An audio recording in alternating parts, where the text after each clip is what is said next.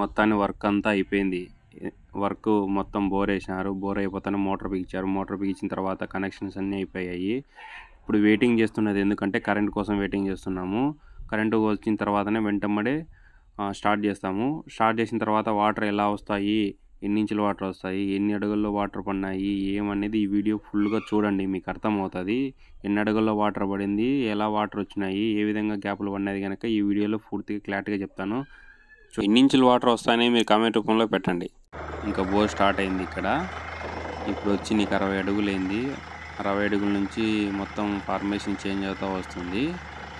ఇక్కడ ఎన్ని అడుగుల్లో వాటర్ పడతాయి ఏమనేది ఈ వీడియోలో పూర్తిగా చెప్తాను. మొత్తం ఇక్కడ 5 గ్యాపులు చూశానండి. 5 గ్యాపుల్లో 4 గ్యాపులు మంచిగా ఉన్నాయి. ఇప్పుడు 80 అడుగుల్లో నీకు లైట్గా బుడద వచ్చినది, అంటే 1/2 ఇంచు వాటర్ వచ్చాయి.